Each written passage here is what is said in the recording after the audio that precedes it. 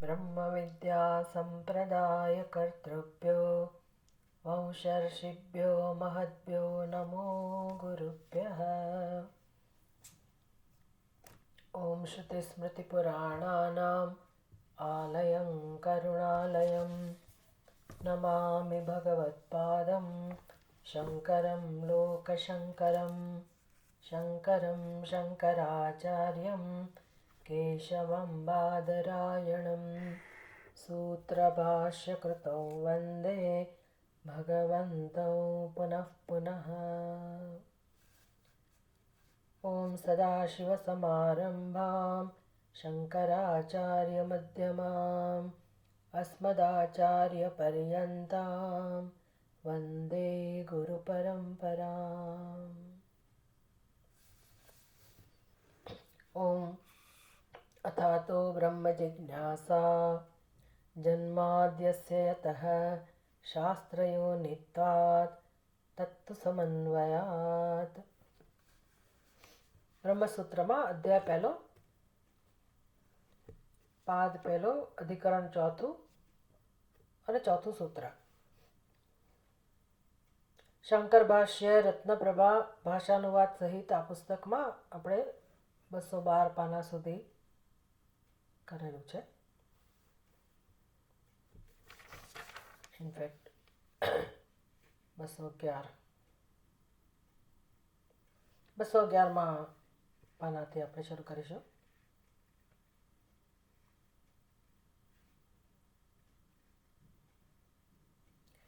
દલીલ શું હતી? જે 210 પાના ઉપર જે સંસ્કૃતમાં ભાષ્ય છે એમાં નીચેથી બીજી લાઈન, એ આપણે ત્યાંથી એની પૂર્વપક્ષ જોઈશું ફરી. નનુ શ્રુત બ્રહ્મણઃ અપી યથા પૂર્વમ સંસારિત્વ દર્શનાત ન રજ્જુ સ્વરૂપ કથનવત અર્થવત્વમ ઇતિ ઉક્તમ. હવે જેમ દલીલો એક પછી એક સૂક્ષ્મ થતી જાય છે અને દ્રષ્ટાંત સાથે ભાષ્યકાર બધું સમજાવે છે કે ભાઈ વેદના જે વાક્યો છે એનું પ્રયોજન તો હોય જ, પ્રયોજન વગરના કોઈ વાક્યો નથી. એટલે જે જ્ઞાનકાંડની અંદર, ઉપનિષદની અંદર જે સિદ્ધ વસ્તુ સમજાવનારા વાક્યો છે, જેમાં કોઈ રીતે એમાં કર્મનો બોધ પ્રાપ્ત નથી થતો, કર્મ કરવાનો સંકેત પ્રાપ્ત નથી થતો, એટલે કે એ વિધિમાં કે ક્રિયામાં એ વાક્યોને વાપરી શકાય એવા એ વાક્યો નથી. એમાંથી કર્મનું કોઈ તાત્પર્ય નીકળતું જ નથી અને માત્ર આત્માનું વર્ણન કરનારા એ વાક્યો છે, આત્મ સ્વરૂપને સમજાવનારા વાક્યો છે. અને એ જે વાક્યો છે એનું પ્રયોજન સિદ્ધ થાય છે. કઈ રીતે એનું પ્રયોજન સિદ્ધ થાય છે? તો કે જેવી રીતે કોઈ વ્યક્તિ ભ્રમને કારણે દોરડાને સર્પ સમજતો હોય તો એ સર્પ છે એવો ભ્રમ નથી, એને સર્પ જ સમજે છે. બસ જેવી એની સમજ છે એ પ્રકારે એની પ્રતિક્રિયા જન્મશે દોરડા પ્રત્યે. અને એ સર્પ જે વિષય છે એ ખરેખર સર્પ વિશેની જે સમજ છે કે ભાઈ એ ભયનું કારણ છે. હવે સર્પ ત્યાં છે જ નહીં, છતાં પણ કોઈ વ્યક્તિને દોરડાની જગ્યાએ સર્પ દેખાય, દોરડાને જ સર્પ રૂપે જ્યારે સમજે છે તો એને શંકા પણ એવી ન જન્મે કે ભાઈ મારી સમજ ખોટી છે, અને સીધો જ એના મનમાં ભય જન્મવાનો આ સ્વાભાવિક વસ્તુ છે. આપણે વ્યવહારમાં રોજ આપણા જીવનમાં, રોજબરોજના જીવનમાં આવા અનેક અનુભવો આપણને થતા હોય છે. અને પછી આપણને અચાનક એ ભ્રાંતિ દૂર થાય એવું બને કે ભાઈ અત્યાર સુધી તો આવું જ સમજતા હતા. અને જ્યાં ભ્રમ છે, ભ્રાંતિ છે, ત્યાં પછી જે વ્યવહાર જન્મે છે, વ્યવહારને કોઈ રીતે સત્યતા ના આપી શકાય. એટલે આપણે આટલી બધી માથાકૂટ કરીએ છીએ આ વસ્તુને સમજવા માટે, એટલે સૂક્ષ્મ દલીલો દ્વારા ચર્ચા કરીએ છીએ, એક એક દલીલને એનું ખંડન કરીને સાચી વસ્તુ સમજાવવાનો પ્રયાસ કરે. શું કામ આ બધી જરૂર છે? આપણે ક્યાં વિદ્વાન બનવું છે બ્રહ્મસૂત્ર ભણીને, કે પછી વિદ્વાનોએ પોતાનું પાંડિત્ય પ્રગટ કરવાનું છે? શું હેતુ શું છે આ બધાનો? આવા અધ્યયનનો હેતુ શું છે? એક જ હેતુ છે કે સૃષ્ટિની અંદર, જગતમાં, સર્વત્ર દરેકની બુદ્ધિમાં બસ આવી ભ્રાંતિ છે અને ભ્રાંતિપૂર્વક જીવન જીવાઈ રહ્યું છે. કોઈને કલ્પના જ નથી કે આપણી બુદ્ધિમાં ખોટી સમજ છે કે ભ્રાંતિ છે. જે સમજ છે એને આપણે પરમ સત્ય માની લીધેલી છે અને પછી જીવન જીવાય છે અનાદિકાળથી. વિચાર કરો, અનાદિકાળથી. નૈસર્ગિકોયમ લોક વ્યવહાર. ભાષ્યકારે આ બધું સમજાવ્યું આપણને. નૈસર્ગિકોયમ લોક વ્યવહાર સંબંધ અધ્યાસ ભાષ્યની અંદર સમજાવ્યું. એટલે જ્યાં સુધી આપણને આ બધી વસ્તુ પહેલા સ્પષ્ટ નહીં થાય કે આપણો મૂળભૂત પ્રશ્ન, દરેકનો મૂળભૂત પ્રશ્ન, જીવ માત્ર ભ્રાંતિને કારણે એનો જન્મ છે અને જીવનમાં આપણે સફળ નથી થતા. એ બહારની સફળતા કદાચ મળે, પણ ખરા અર્થમાં જે સફળતા છે, બહારની સફળતા પણ શાના માટે છે? અંદરની સફળતા માટે જ છે. એટલે એ બધું વિચારશીલ વ્યક્તિ હોય તો જ એને આ બધું સ્પષ્ટ થાય. એટલે બહારની સફળતા કહેવાતી સફળતા એ ખરેખર શું છે એ જાણતા નથી અને એ છેવટે તો આપણે છોડીને જ જવાનું છે. એટલે એ સફળતા કહેવાય કે કેમ? અને જીવને જે તૃપ્તિની ઝંખના છે, સંતોષની, પરમ પ્રેમની, પરમ શાંતિની, એ તો એણે મેળવી નહીં, એ તો અનુભવ થયો નહીં. એટલે આંતરિક સફળતા, આંતરિક સંતોષ, આંતરિક તૃપ્તિ, આત્મ સ્વીકાર, એ પ્રશ્ન ઉકેલાયા વગરનો રહી જાય અને આપણે જન્મ મૃત્યુ આમ અનાદિકાળથી આપણે ભટકી રહ્યા છીએ. આ વસ્તુ જ્યાં સુધી નહીં સમજાય ત્યાં સુધી આત્મજ્ઞાનમાં રસ નહીં પડે.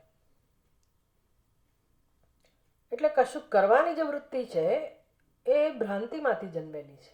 ભાષ્યકારને એટલું જ સમજાવવું છે કે આપણી જે કરવાની જે વૃત્તિ છે, ટેન્ડન્સી કહો, આપણો સ્વભાવ કહો, આપણા આગ્રહો કહો,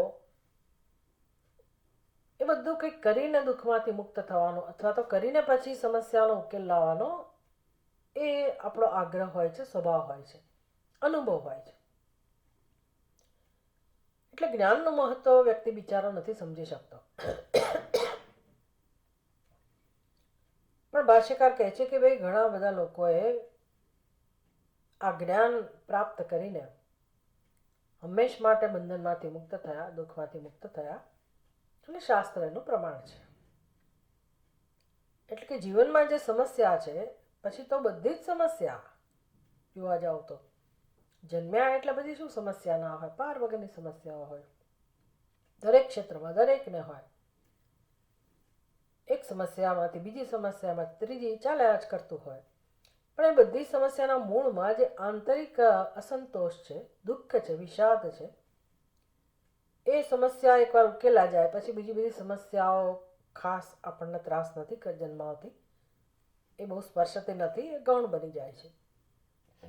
એટલે આ કામ ખરેખર તો જીવનમાં સૌથી મહત્વનું કામ છે કે મૂળભૂત સમસ્યાને ઓળખવી, જે શાસ્ત્ર જ આપણને શીખવાડે છે. આપણને તો સમજાતું જ નથી કે મૂળભૂત સમસ્યા કેવી રીતે હોય. તો એ મૂળભૂત સમસ્યા એવી છે કે જેમ દોરડાની જગ્યાએ સર્પ દેખાય, એમ આપણને આપણું સત્ય પરમાત્મા હોવા છતાંય, બ્રહ્મ હોવા છતાંય જીવ દેખાય છે અને પછી એના ઉપર સંસારની ઇમારત ચણાયેલી છે અને વારંવાર જન્મવું પડે છે. એનું પરિણામ છે. આ જીવત્વનો જે અધ્યારોપ છે, ભ્રમ છે, ભ્રાંતિ છે, પછી બધી ભ્રાંતિ સાથે જ છે. જેવી જીવત્વની ભ્રાંતિ, એની સાથે જગતની ભ્રાંતિ, એની સાથે ઈશ્વર તત્વની ભ્રાંતિ, બધી ભ્રાંતિઓ આપણી બુદ્ધિમાં છે. એનું નિવારણ શેનાથી થાય? તો કે જેના વિષયમાં ભ્રાંતિ સેવાઈ રહી છે, જેમ કે સર્પ ભ્રાંતિ છે, તો કોના વિષયમાં સર્પની ભ્રાંતિ સેવાઈ રહી છે? રજ્જુના વિષયમાં. એવી રીતે આપણી જે સમજ છે, જીવ, જગત, ઈશ્વર, આવા જે આપણા બુદ્ધિમાં ભેદ રહેલા છે, અને જે કંઈ ખોટી સમજ છે એ ભ્રાંતિ છે. તો શેના વિષયમાં એ ભ્રાંતિ છે? તો કે એક અને અદ્વિતીય તત્વ જે આત્મ તત્વ છે એના વિષયમાં. બસ એ ભ્રાંતિ દૂર થાય તો આ ત્રણ ભેદ પણ દૂર થાય. બાકી બીજા બધા ભેદ છે એ પણ એનું પણ મહત્વ નથી રહેતું અને આપણને આપણું સ્વરૂપ સમજાય. તો આ પ્રયોજન છે. જેવું પોતાનું સ્વરૂપ સમજાય યથાર્થ રૂપે, એની સાથે જગતનું સ્વરૂપે સમજાય, એની સાથે ઈશ્વરનું સ્વરૂપે સમજાય. અને તો પછી બંધનમાંથી મુક્તિ પ્રાપ્ત થાય. એટલે પ્રયોજન તો સિદ્ધ થયું જ. બસ ઉપનિષદના વાક્યો આ કામ કરે છે. અહમ બ્રહ્માસ્મિ, તત્વમસી, અયમાત્મા બ્રહ્મ, સત્યમ જ્ઞાનમ અનંતમ બ્રહ્મ, સર્વમ ખલુદમ બ્રહ્મ. આ બધા વાક્યો જે છે એ સત્યની ઘોષણા કરે છે, સત્યને સમજાવનારા છે.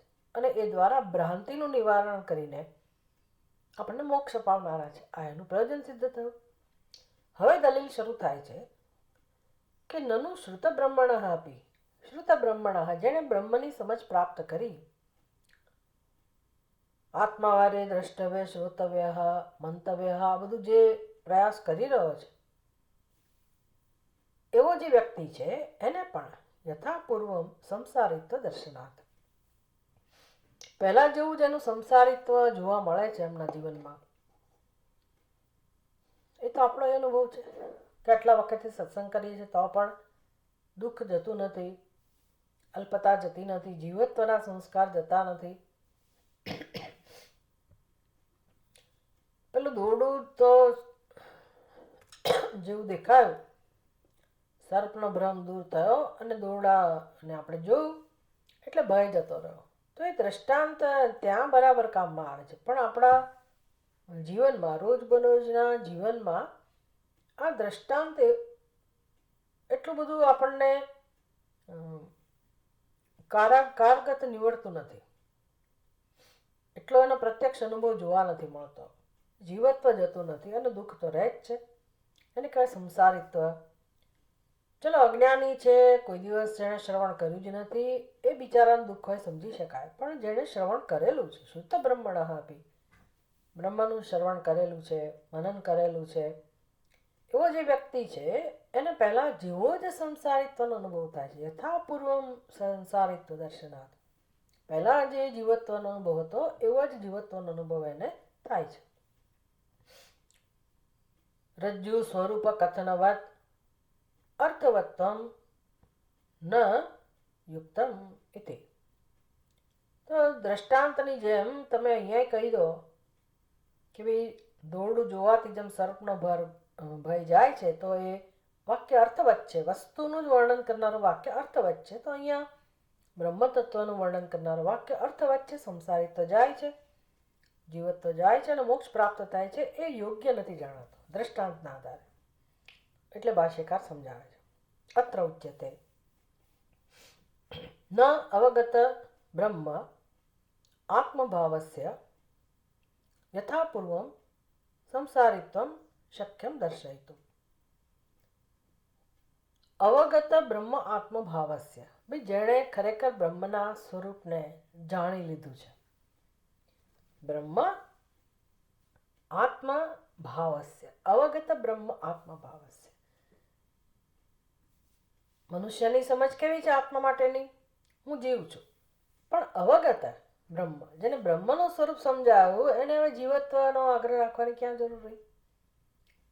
જીવત્વ સિદ્ધ જ નથી થતું તો એને સ્વીકારવું જ પડે કે મારું સત્ય બ્રહ્મ છે, મારો આત્મા બ્રહ્મ છે, બ્રહ્મ એક જ છે અને આત્મા એટલે જ બ્રહ્મ.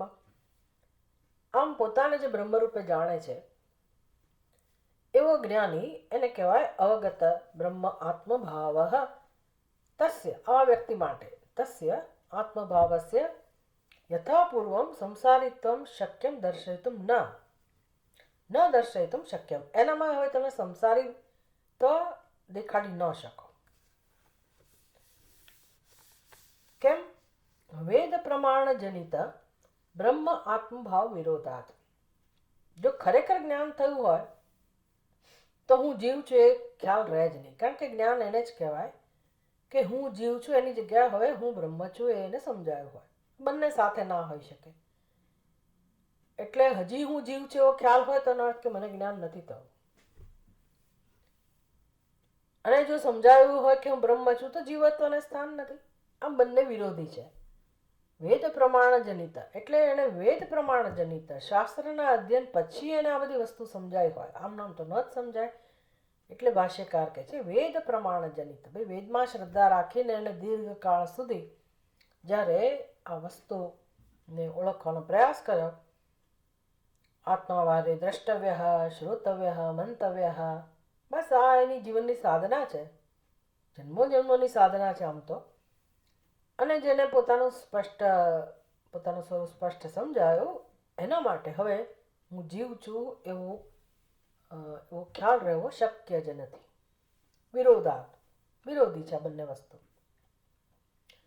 નહીં શરીરાદિ આત્મ અભિમાનિન દુઃખ ભયાદિમત્વમ દૃષ્ટમ ઇતિ. શરીરાદિ આત્મ અભિમાનિન. શરીરાદિ આત્મ અભિમાનિન. અભિમાનિન છઠ્ઠી વખત એક વચન છે અભિમાની. હવે જ્યારે આપણે ગુજરાતીમાં અભિમાની કહીએ તો એ અર્થ નથી કરવાનો. કોઈને પૈસાનો અભિમાન હોય, રૂપનું અભિમાન હોય, ગુણનું અભિમાન હોય, એવા અભિમાની એવો અર્થ નથી કરવાનો. આ જે અભિમાની શબ્દ છે એ તો બધા જ જીવો માટે છે, જે પોતાને અમુક રીતે માને છે એને અભિમાની કહેવાય. પછી પહેલું અભિમાન તો છે જ પૈસાનું કે જેનું હોય એને આપણે ઘમંડ કહીએ, અભિમાન કહીએ, એ તો પછી દરેકની બુદ્ધિ પ્રમાણે હોય. પણ આ અભિમાન તો બધામાં હોય જ. કયું અભિમાન? હું દેહ છું એ તો એને કહેવાય અભિમાન. હું ને માપવું, મા ધાતુમાંથી આ શબ્દ બોલે માન, માપવું. આપણે પોતાને માપીએ છીએ. શેના વડે માપીએ છીએ? શરીર વડે, દેહ વડે. એટલે કે છે દેહ આદિ, શરીર આદિ આત્મા. આત્મા એટલે શરીર. એમ આપણે આત્માને શરીરથી માપીએ છીએ. શરીર આદિ કહું, આદિપતિ શું લેવાનું? ઇન્દ્રિયો વગેરે, જ્ઞાનેન્દ્રિયો, કર્મેન્દ્રિયો, મન, બુદ્ધિ, આ બધાને આપણે આત્મા કહીએ છીએ. એટલે કે આત્માને આપણે આ બધા દ્વારા માપીએ છીએ. શરીર આદિ આત્મ અભિમાની. હવે વિશેષણ બની ગયું વ્યક્તિનું કે અભિમાની. એની છઠ્ઠી વ્યક્તિ અભિમાની એટલે કે આવા વ્યક્તિ માટે દુઃખ ભય આદિમત્વમ દ્રષ્ટુમ. ભાઈ એ વ્યક્તિ દુઃખી હોય એમાં કઈ શંકા જ નથી. કોઈ એવું સમજતું હોય કે હું શરીર છું, સમજતો હોય એટલે એવું માને છે જે વ્યક્તિ કે હું શરીર છું, અને એ વ્યક્તિ દુઃખી ના હોય, એ બને જ નહીં. આવું કેમ? તો કે શરીરની મર્યાદા છે, જ્ઞાનેન્દ્રિયોની, કર્મેન્દ્રિયોની મર્યાદા છે. એટલે એમાં અલ્પત્વ આવવાનું જ. અને એને કારણે પછી ધારો કે કશું ના હોય તો આપણે ભૂખ્યા થયા, ભૂખ લાગી, તરસ લાગી, અને સામે કોઈ આપણને આપનારું નથી, ભોજ્ય પદાર્થ નથી, કોઈ પણ કારણસર કે જળ ના મળતું હોય તો આપણે ક્યાં દુઃખી થઈ જઈએ છીએ. તો જે પોતાને દેહ સમજે છે એમાં દુઃખ ન જોવા મળે એવું હોય જ નહીં. ભય પણ હોય જ. દુઃખ ભય આદિમત્વમ. એને દુઃખનો અનુભવ થાય, ભયનો અનુભવ થાય. એટલે દ્રષ્ટુમ એટલે આ સંસારીનો સ્વભાવ છે કે સંસારીનો અનુભવ છે, મનુષ્યનો આવો અનુભવ છે. આ જે અજ્ઞાની મનુષ્ય છે, શરીર આદિ આત્મ અભિમાની, જે પોતાને શરીર સમજે છે એવા મનુષ્યની જે આ સ્થિતિ છે, હવે એ જ મનુષ્યને જ્યારે આત્મજ્ઞાન થયું, તસ્યૈવ વેદ પ્રમાણ જનિત બ્રહ્મ આત્મભાવ અવગવે. એ મનુષ્યને જ્યારે પોતાનું સ્વરૂપ સમજાયું તો હવે સ્વાભાવિક છે કે શરીરને આત્મા નથી કહેતો, બ્રહ્મ આત્મા અવગમે, એ બ્રહ્મને આત્મા સમજે છે. તદ અભિમાન નિવૃત્ત. એટલે જ્યારે વ્યક્તિ પોતાને હવે બ્રહ્મ સમજે છે તો હું શરીર છું એ તો અભિમાન ગયું જ ને. ભાઈ સાથે ના હોઈ શકે. એટલે હું દેહ છું, અભિમાનની નિવૃત્તિ થઈ.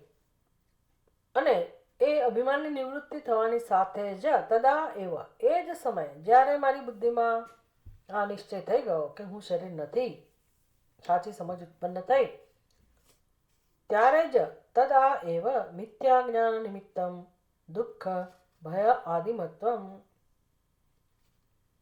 ન દુઃખ આદિમત્વમ ભવતી ઇતિ કલ્પયિતુમ ન શક્યમ.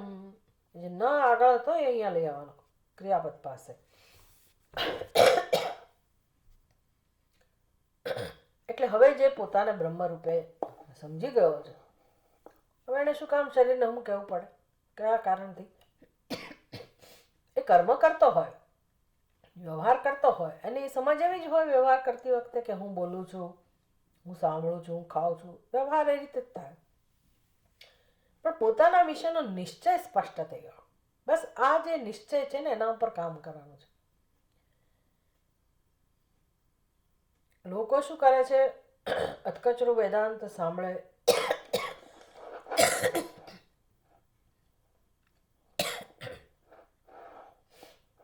પછી એવું બોલતા થઈ જાય કે તો શરીર જ કરે છે ને આત્મા ક્યાં કશું કરે છે. એટલે હું જ્યારે એવું બોલું તો એનો અર્થ એવો નહીં કે મારી સમજ બદલાઈ ગઈ.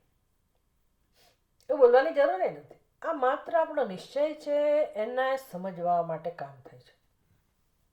વ્યવહાર જે રીતે થતો હોય એ રીતે થાય, જીવનના કર્મો, જીવનની પ્રવૃત્તિ, એ બધું જે રીતે થતું હતું એ જ રીતે થાય.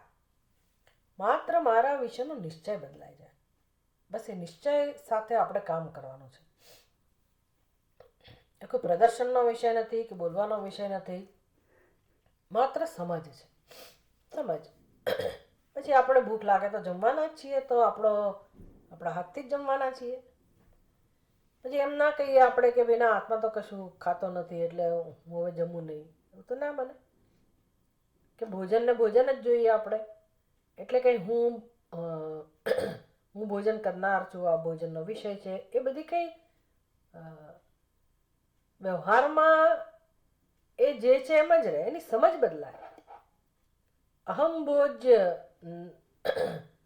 ભોક્તા અહમ એવા અહમન્નમ અહમન્નમ અહમન્નાદો અહમન્નાદ. એટલે હું જ ભોજન કરનાર છું, હું જ ભોજન છું, આ સમજ છે. હું જ ભોજન છું તો ભોજન કઈ રીતે કરાય એવો પ્રશ્ન નથી. શરીર છે ત્યાં સુધી ભોજન કરવાનું છે. એટલે પણ ભેદ બુદ્ધિ તે જતી રહી. જે છે તે બ્રહ્મ છે એ નિશ્ચય થઈ જવો જોઈએ. અને વેદાંત આ કામ કરે છે, ઉપનિષદનું આ કામ છે. એટલે જ્યારે જે મનુષ્ય પોતાનું મિથ્યા જ્ઞાનનું જ્યારે દૂર થયું, ત્યારે મિથ્યા જ્ઞાન નિમિત્તમ, એ મિથ્યા જ્ઞાનમાંથી જે ભય હતો, ભય બીજાથી જ જન્મે, હવે બીજું કોઈ રહ્યું નહીં. ભયનું કોઈ કારણ ના રહ્યું, કોઈ દુઃખ આપનારું એવું કોઈ કારણ ના રહ્યું. તો હવે એનામાં આવું કશું જોવા મળતું નથી. એવું કલ્પના કરવી પણ શક્ય નથી. હવે દ્રષ્ટાંત સાથે સમજાયું. કેમ સમજવું આ વસ્તુ? નહીં ધનિનઃ ગ્રસ્તસ્ય ધન અભિમાનિનઃ ધન અપહાર નિમિત્તમ દુઃખમ દૃષ્ટમ. ધનિનઃ ગૃહસ્થસ્ય ધન અભિમાનિનઃ ધન અપહાર નિમિત્તમ દુઃખમ દૃષ્ટમ. એક સંસારીની વાત કરી.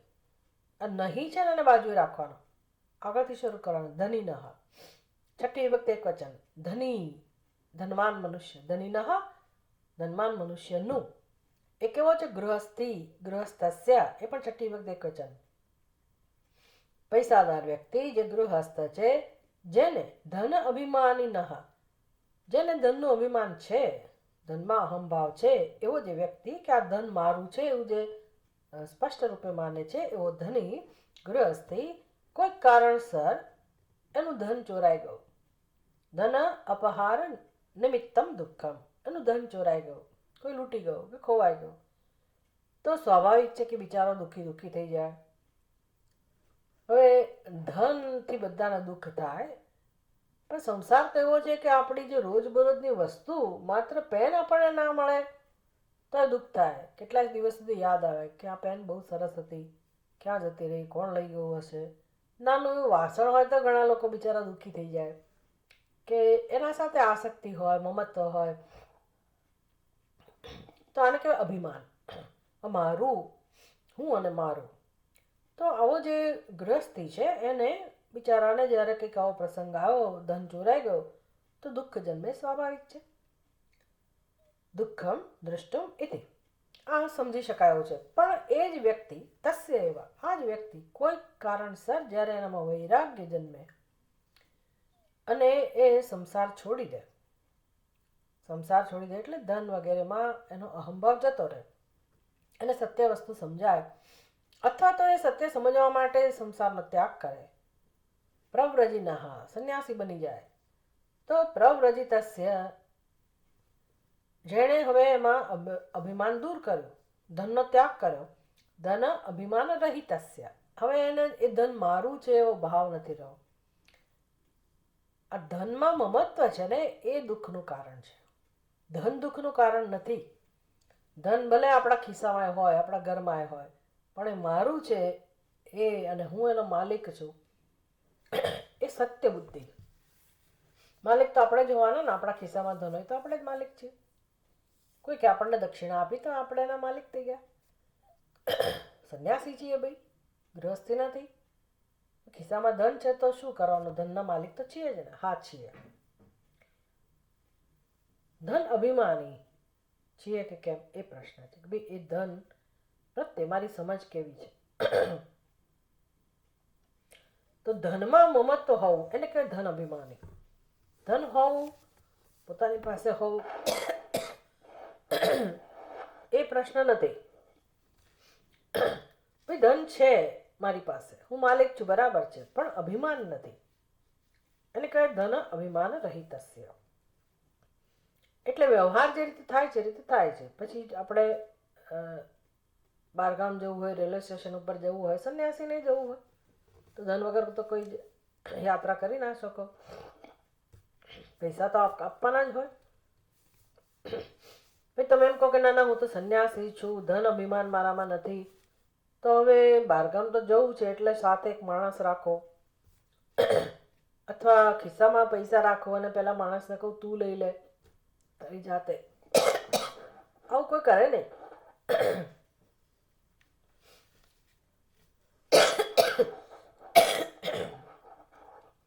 એટલે વ્યવહાર તો જે રીતે થતો હોય એ રીતે જ થાય, એની સમજ બદલાય, એનું ધનમાં જે અભિમાન છે જતું રહે. તો કહે છે કે આવો વ્યક્તિ પ્રવ્રજિતસ્ય ધન અભિમાન રહિતસ્ય તદા એવ, જેવું એની અંદર આ પરિવર્તન આવે ત્યારે જ ધન અપહાર નિમિત્તમ દુઃખમ, હવે પેલું નહીં અહીંયા લઈ આવવાનું, ધન અપહાર નિમિત્તમ દુઃખમ ન ભવતી.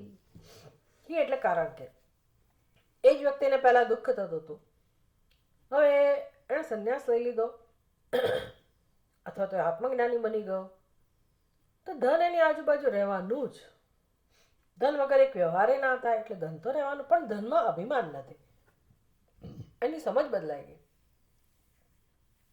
તો સમજ બદલાવાથી એ જે ધનનું અપહરણ થતું હતું, ધનનો નાશ થતો હતો અને જે દુઃખ જન્મતું હતું, હવે એ વ્યક્તિનું ધન પણ જતું રહે, સંન્યાસીનું કે જ્ઞાનીનું. તો પહેલા જેવું દુઃખ એને થતું હતું એ જ વ્યક્તિને, બીજા વ્યક્તિની વાત નથી, એ જ વ્યક્તિને માની લો પહેલા જે દુઃખ જન્મતું હતું, હવે એને આવો પ્રસંગ આવે તો પણ દુઃખ થતું નથી. કેમ? તો કે અભિમાન નથી. આ કેમ દ્રષ્ટાંત આપ્યું? ધન ઉપરથી મારે ક્યાં સુધી લઈ જવાનું છે ચિંતન, ક્યાં સુધી લંબાવવાનું છે? શરીરનું અભિમાન, શરીરમાં રહેલું અભિમાન. હવે બીજું દ્રષ્ટાંત આપે છે, ન ચ કુંડલિનઃ કુંડલિત્વ અભિમાન નિમિત્તમ સુખમ દૃષ્ટમ ઇતિ. હવે ન ચ અહીંયા પણ હમણાં બાજુએ રાખવાનો. કુંડલિનઃ, આ છઠ્ઠી વિભક્તિ એક વચન છે. કુંડલી એટલે જેણે કુંડલ પહેરેલું છે તે. કુંડલિનઃ આવી વ્યક્તિ, જેણે કુંડળ પહેરેલા છે તેવી વ્યક્તિ, કુંડલિત્વ અભિમાન નિમિત્તમ સુખમ દૃષ્ટમ ઇતિ. ભાઈ એ વ્યક્તિને આનંદ છે આજે. કેમ? તો કે મેં સરસ મજાના કુંડળ પહેરેલા છે સોનાના, તો એણે ઘરેણું પહેર્યું હોય અને એને કારણે એના ચહેરા ઉપર આનંદ જોઈ શકાય. તસ્યૈવ કુંડલવિયુક્તસ્ય કુંડલિત્વ અભિમાનરહિતસ્ય તદા એવ કુંડલિત્વ અભિમાન નિમિત્તમ સુખમ ન ભવતી. હવે ન અહીંયા લેવાનું, ન ભવતી. બી જ્યારે એને કુંડળ પહેરાતા ત્યારે આનંદ હતો. હવે જ્યારે એને કુંડળ કાઢી નાખ્યા, વિયુક્તસ્ય તસ્ય, એ જ વ્યક્તિએ જ્યારે કુંડળ કાઢી નાખ્યા તો પહેલાં જે કુંડળ પહેરવાથી જે આમ એના ચહેરા ઉપર કે રોનક હતી, હવે એ સુખ નથી જણાતું. સ્વાભાવિક છે. તેના સુખનું કારણ શું હતું? કુંડળ સુખનું કારણ નહોતું. મેં કુંડળ પહેર્યા છે તે, એટલે એનું અભિમાન. કુંડળ સાથે એનો આત્મભાવ કે કુંડળ પહેરવાથી હું કેવો દેખાવ છું, કેવી દેખાવ છું વગેરે. કુંડલિત્વ અભિમાન નિમિત્તમ, એના સુખનું નિમિત્ત શું હતું? કુંડલિત્વ અભિમાન. બે કુંડલી, અહમ કુંડલી, એટલે કે મેં કુંડળ પહેરેલા છે. આ કુંડલિત્વ કહેવાય. કુંડલ પહેરવાપણું, કુંડલિત્વ, કુંડલનું હોવાપણું, કુંડલિત્વ, એનું જ અભિમાન છે. એમાંથી સુખ જન્મે. તો સુખ અને દુઃખ જન્મે છે શેમાંથી એ સમજાવી રહ્યા છે ભાષ્યકાર. તો આખું જીવન આપણું આનાથી જ ભરેલું છે ને. નાની નાની વાતમાં સુખ હોય, નાની નાની વાતમાં દુઃખ હોય. અને આપણે એ જેટલા સુખના નિમિત્ત હોય એને આપણે જમા કરવા માગીએ, ભેગા કરવા માગીએ, ઊભા કરવા માગીએ, ઉત્પન્ન કરવા માગીએ કે શું કરું કે જેથી મને સુખ જન્મે. આમ સુખના નિમિત્તને આપણે શોધ્યા જ કરીએ. ઇષ્ટસ્ય પ્રાપ્તિ, એટલે જે આપણને એવું લાગે, મને લાગવું જોઈએ કે આનાથી સુખ મળે, એ મહત્વનું છે. ભાઈ કુંડલ એટલે કે બધાને કુંડલ ના ગમે, સોનાના કુંડલ ના ગમે. જે ઘરેણાના શોખીન હોય એને જ ગમે. એટલે બધાના લાઇકિંગ ડિસલાઇકિંગ જુદા જુદા હોય. કોઈ કોઈને ઇષ્ટ કહે, કોઈ કોઈને ઇષ્ટ કહે, એવી રીતે. તો કુંડલિત્વ અભિમાન નિમિત્તમ સુખમ. તો એ સુખનું નિમિત્ત શું હતું? કુંડલ પણ નહીં, વ્યક્તિ પણ નહીં, પણ હું કુંડળ પહેરનાર, એને કે કુંડલિત્વ અભિમાન નિમિત્તમ સુખમ. એમ જ્યાં જ્યાં હું આત્માને જોડું છું જે વસ્તુઓ સાથે, અને એ જોડવાથી જ્યારે મને સુખનો અનુભવ થાય, બસ આ સંસાર. અને પછી આ નિમિત્ત થયું ને, આ તો નિમિત્ત થયું. સુખ કોને નથી જોઈતું? એટલે જગતમાં બધા જ મનુષ્યો સુખની પ્રાપ્તિ માટે દોડી રહ્યા છે. અને આવા હજારો કરોડો નિમિત્ત એના જીવનમાં ભરેલા છે સુખના. પછી એવું છે કે એ જ નિમિત્ત ક્યારે દુઃખનું કારણ બની જાય છે. સુખનું નિમિત્ત જે હતું એ ક્યારે દુઃખનું નિમિત્ત બની જાય છે એ સમજાતું નથી. અને તો બનવાનું જ, કારણ કે સર્વે સંયોગાહ વિયોગાહ ભવંતિ. જેનો સંયોગ થાય એ બધી વસ્તુઓનો વિયોગ પણ હોય. અને બધું અનિત્ય છે. તો હવે શું કહેશો? ભાષ્યકાર કહે છે કે હવે શું કહેશો? તદુક્તમ શ્રુત્યા અશરીરમ વાવસંતમ ન પ્રિયા પ્રિય સ્પૃશતઃ ઇતિ. છાંદોગ્ય ઉપનિષદમાં આ જ ઉપદેશ આપ્યો કે અશરીરમ વાવ સંતમ, જેને શરીરમાં જ અભિમાન નથી. આ કુંડલ ને ધન ને એ બધાની પહોંચ ક્યાં સુધીની છે? શરીરમાં અહંભાવ સુધીની. એટલે શરીરમાં અહંભાવ હોય તો જ કુંડળમાં અહંભાવ હોય, ધનમાં અહંભાવ હોય. આ એનું એક્સટેન્શન છે, છઠ્ઠો કોષ. પણ જેને શરીરમાં જ અહંભાવ નથી, અશરીરમ વાવ, શરીરમાં જ અહંભાવ નથી. શું કામ શરીરમાં અહંભાવ હોય? જેને સમજાયું કે અહમ એટલે શું, અહમ બ્રહ્માસ્મિ, હું બ્રહ્મ છું, એ જેને સમજાયું, તો શું કામ એ શરીરમાં અહંભાવ રાખે? શરીર ભલે હોય, શરીરમાં અહંભાવ નથી. જ્ઞાનેન્દ્રિયો કર્મેન્દ્રિયોમાં અહંભાવ નથી, મન બુદ્ધિમાં અહંભાવ નથી. એટલે કે કોઈકને છે ને કોઈકને નથી એવું ના હોય. જેણે કામ કર્યું છે, ખૂબ કામ કર્યું છે, બુદ્ધિનો ખૂબ ઉપયોગ કર્યો છે, ભગવાને જે મનુષ્યનો દેહ આપ્યો એનો ભરપૂર ઉપયોગ કર્યો છે. જે મનુષ્ય જે દેશમાં જન્મ્યો છે એ દેશની સંસ્કૃતિ એનો ઉપયોગ કર્યો છે, શાસ્ત્રનો ઉપયોગ, ગુરુજનોનો ઉપયોગ કરેલો છે, દેવી દેવતા, ઈશ્વર, આ બધાનો જેણે ભરપૂર લાભ લીધેલો છે, જેની કૃપા પ્રાપ્ત કરેલી છે, જેણે મૂલ્યોનું સંપાદન કરેલું છે. એટલે આ તો જન્મો જન્મોની કમાણી છે. એમ કંઈ કોઈકને શરીરમાં હંભાવ હોય, કોઈ ના હોય, એવું ના હોય. એણે કામ કરેલું હોય આ જન્મમાં નહીં તો પૂર્વના. પણ એ યાત્રા ધીરે ધીરે ધીરે એની આગળ વધી રહી છે. આવો જે કોઈ મનુષ્ય છે જેને હવે સ્પષ્ટ સમજાયું છે કે આ શરીર આત્મા નથી. ભાઈ શરીર શું છે એ પણ સમજાયું છે, અને આત્મા શું છે એ પણ સમજાયું છે. આનું નામ જ જ્ઞાન, સત્ય મિથ્યાનો વિવેક. અને આ જ ઉપનિષદને શીખવવું છે. આ સિવાય કોઈ ઉપનિષદનો બીજો કોઈ વિષય નથી, કોઈ પ્રયોજન નથી. તો અશરીરમ, હવે એ અશરીર છે. શરીર હોવા છતાંય અશરીર છે. શરીરમાં અહંભાવ નથી. આવો જે વ્યક્તિ છે એ જ જીવન મુક્ત છે, એ જ ખરેખર જીવનને માણી રહ્યો છે. તમ પ્રિયાપ્રિય ન સ્પૃશતઃ, એને પ્રિય અને અપ્રિય કશું સ્પર્શતું નથી. એટલે ધન એના માટે પ્રિય પણ નથી, અપ્રિય પણ નથી. હા, ધનનું મહત્વ સમજે છે કે ધનને કચરાની જેમ ફેંકી નથી દેતું. આપણે એવા દ્રષ્ટાંતો સાંભળ્યા કે ભાઈ પેલો સિક્કો પથારી નીચે હતો એટલે વાગતો હતો. હવે એ એક સાધનાની દશા હોય, પણ બાકી સિક્કો સિક્કો છે. આજુબાજુ ગમે ત્યાં પડ્યા હોય ઉપર નીચે, એ નથી દુઃખ આપતો કે નથી સુખ આપતો. મારી બુદ્ધિ કેવી રીતે જુએ છે દરેક વસ્તુ પ્રત્યે એ મહત્વનું છે. એટલે વસ્તુ જે છે તે એનું મૂલ્ય એને જેટલું સમજવાનું હોય એટલું સમજે છે. જેટલું મૂલ્ય છે એ પ્રમાણે મહત્વ આપે છે એને. એટલે વ્યવહાર કરે છે દરેક વસ્તુને આદર આપે છે. કોઈ માટે રાગ પણ નથી, કોઈ માટે દ્વેષ પણ નથી. માટે પ્રિય અપ્રિય નામની કોઈ વસ્તુ જ નથી રહેતી, તો એને કશું સ્પર્શતું નથી. શરીરે પતિતે અશરીરત્વમ સ્યાત ન જીવતે ઇતિ ચેત. ભાઈ આવું કેવી રીતે કહેવાય? શરીર છે ત્યાં સુધી તો શરીરમાં અહંભાવ હોય જ ને. એટલે દલીલ કરી શરીરે પતિતે, ભાઈ શરીર પડી જાય, મૃત્યુ પામે, પછી જ અશરીરત્વ પ્રાપ્ત થાય. શરીર હોય ત્યાં સુધી કેવી રીતે, જીવતા હોય ત્યાં સુધી કેવી રીતે તમે અશરીર કહી શકો? આ દલીલ છે, પૂર્વ પક્ષ છે. તો ભાષ્યકાર જવાબ આપે છે, ન સશરીરત્વસ્ય મિથ્યાજ્ઞાન નિમિત્તત્વાत्.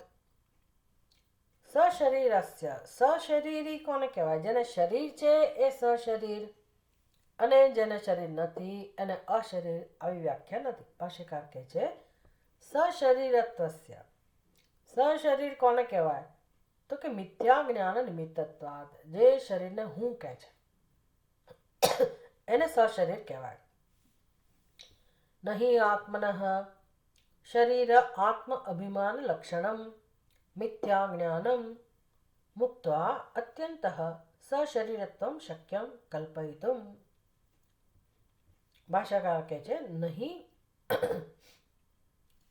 છેલ્લે લઈ જવાનું. આત્મનઃ શરીર આત્મા અભિમાન લક્ષણમ મિથ્યા જ્ઞાનમ.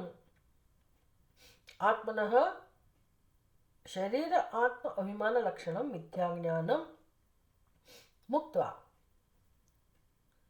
અન્યતઃ સશરીરત્વમ કલ્પયિતુમ ન શક્યમ. તો શરીર આત્મા છે, શરીર આત્મ અભિમાન લક્ષણમ મિથ્યા જ્ઞાનમ મુક્ત્વા, જેનું આ મિથ્યા જ્ઞાન જતું રહો. મનોબુદ્ધિ અહંકાર ચિત્તાની નાહમ. આ બધાને સમજાઈ ગયું. ચિદાનંદ રૂપ શિવોહમ શિવોહમ, આ સ્પષ્ટ જેની સમજ પ્રાપ્ત થઈ, તો હવે એ તો સમજ બદલાઈ ગઈ. તો શરીર તો જીવે તો છે જ ને. મારું મિથ્યા જ્ઞાન ગયું, ખોટી સમજ ગઈ. તો હવે શું? અન્યતઃ સશરીરત્વમ, હવે શું બીજું કોઈ શરીરને અહંભાવ, બીજા કોઈ શરીરમાં અહંભાવ છે?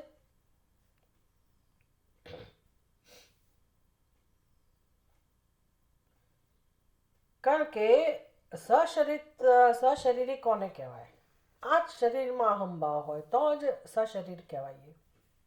આ શરીરમાં અહંભાવ જતો રહ્યો તો હવે બીજા કોઈ શરીરમાં પાછો અહંભાવ આવે એવી વાત હોય? મૃત્યુ પછી તો શું થયું? મૃત્યુ થવું એટલે શું? તો કે આ શરીર જતું રહ્યું. તો બીજા શરીરમાં અહંભાવ થયો એટલે હું અશરીર કહેવાય? અશરીરની વ્યાખ્યા શું કરવાની? શરીર તો કોઈક ને કોઈક રહેવાનું જ છે, જ્યાં સુધી મિથ્યા જ્ઞાન છે ત્યાં સુધી. જેનું મિથ્યા જ્ઞાન જતું રહ્યું, હવે એનું શરીર છે પણ એની સમજ જ એવી છે કે હું શરીર નથી, તો એને અશરીરી જ કહેવાય ને. જ્ઞાની એક જ અશરીરી કહેવાય. બાકી તો શું, આ શરીર નહીં તો બીજું શરીર તો મળવાનું જ છે. એટલે તમે સશરીરત્વમ કોને કહો છો? શરીર હોવું એને કહો છો કે શરીર હું છું એવું અભિમાન છે એને સશરીર કહો છો? ભાષ્યકાર એ સમજાવી રહ્યા છે. એટલે આ અભિમાન, શરીરમાં અભિમાન એ બંધન છે, એ દુઃખનું કારણ છે.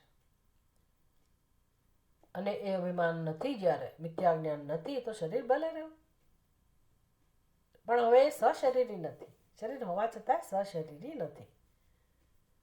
આવો જે અશરીર છે એને પ્રિય નામની વસ્તુ નથી, અને સ્પર્શ તો નથી પ્રિય અપ્રિય, માટે એના જીવનમાં કોઈ સુખ કે દુઃખ આવી વસ્તુઓ નથી.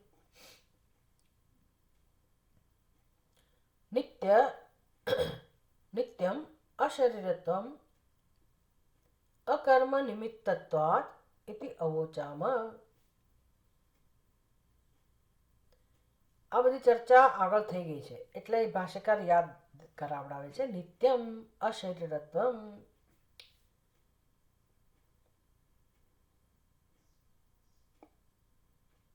કર્મથી આ પ્રાપ્ત થાય છે શરીર. નિત્યમ અશરીરત્વમ અકર્મ નિમિત્તત્વાત ઇતિ અવોચામ. ભાઈ આને હવે મોક્ષ પ્રાપ્ત થયો એનું કારણ શું છે? અકર્મ નિમિત્તત્વાત, હવે કોઈ કર્મ રહ્યા જ નહીં એટલે એને ફરી જન્મ મળતો જ નથી. આ સિદ્ધાંત આગળ સમજાવી દીધો છે કે આ શરીરનું નિમિત્ત શું છે. કોઈને પણ શરીર પ્રાપ્ત થાય છે, જે પણ શરીર હોય, પશુ પક્ષીનું હોય, મનુષ્યનું હોય, આટલા બધા શરીરો છે સૃષ્ટિમાં. કોઈ પણ શરીર જ્યારે પણ કોઈને પ્રાપ્ત થાય છે એનું પાછળનું કારણ શું, નિમિત્ત શું? શરીર મને ક્યારે પ્રાપ્ત થાય? મારું કર્મ હોય ત્યારે. હવે કોઈ કર્મ જ રહ્યું નથી જ્યાં, કારણ કે કર્તૃત્વ બુદ્ધિ નથી, તો પછી ફરી નવું શરીર ક્યાં મળવાનું?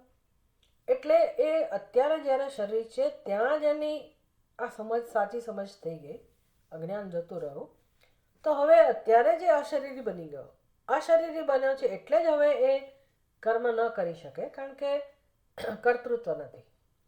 કર્તૃત્વ નથી એટલે કર્મો થઈ રહ્યા આપણને લાગે, પણ એની બુદ્ધિમાં તો કર્તૃત્વ છે જ નહીં. તો કર્તૃત્વ નથી એટલે કર્મ નથી, એટલે કે અકર્મ છે. તો પછી હવે એને નવું શરીર મળવાનું જ નથી. એટલે અશરીર માટે શું? શરીરનો અભાવ એવું નહીં. આ શરીર એટલે હવે શરીર જન્મવાની સંભાવના પણ જ્યાં નથી, અને નવું શરીર મળવાની સંભાવના જ નથી, અને આ શરીરમાં અહંભાવ નથી. એને અશરીરી કહેવાય. જ્ઞાનને કારણે જ આ વસ્તુ શક્ય બને.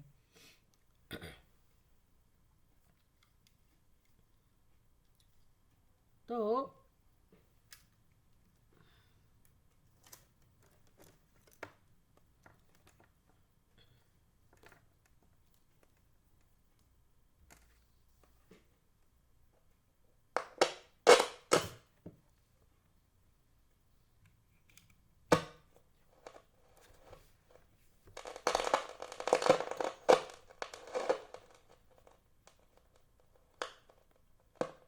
નહીં આત્મનઃ શરીર આત્મ અભિમાન લક્ષણમ મિથ્યા જ્ઞાનમ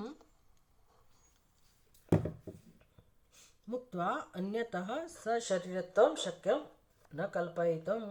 ના, અહીંયા લઈ આવો, ન કલ્પયિતમ. ભાઈ હવે એને ફરી ક્યારેય શરીર પ્રાપ્ત થવાનું જ નથી.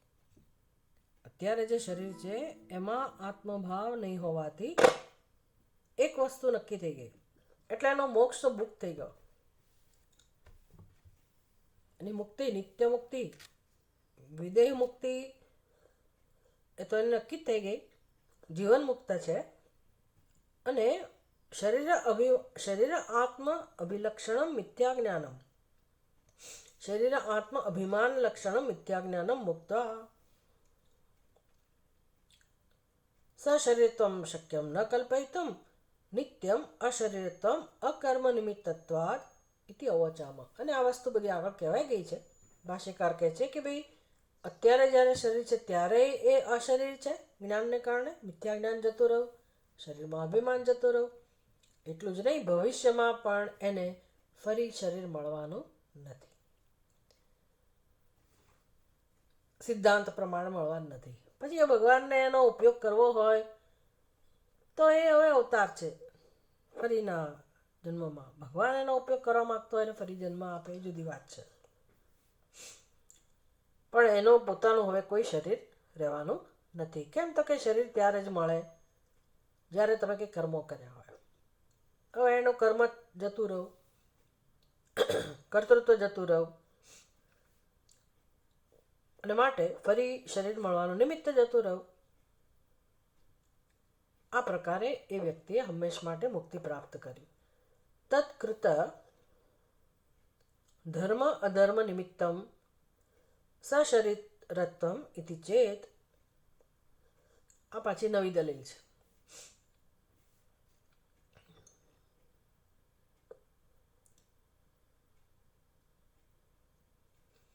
પાછા ભાષ્યકાર એનો પણ જવાબ આપશે. નવી દલીલ શરૂ થાય છે. પહેલાં તો એવું કહી દીધું કે ભાઈ આત્માનો શરીર સાથે સંબંધ જ સિદ્ધ થતો નથી.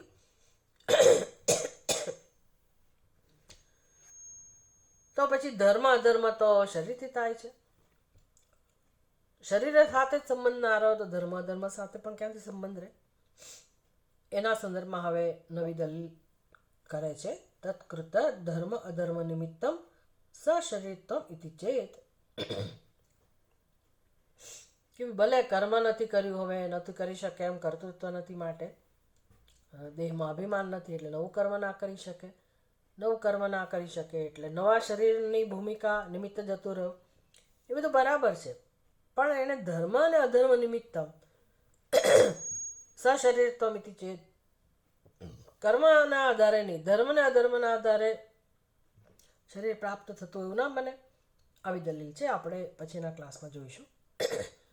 ઓમ પૂર્ણમદ પૂર્ણમિદમ પૂર્ણાત પૂર્ણમુદચ્યતે પૂર્ણસ્ય પૂર્ણમાદાય પૂર્ણમેવાવશિષ્યતે.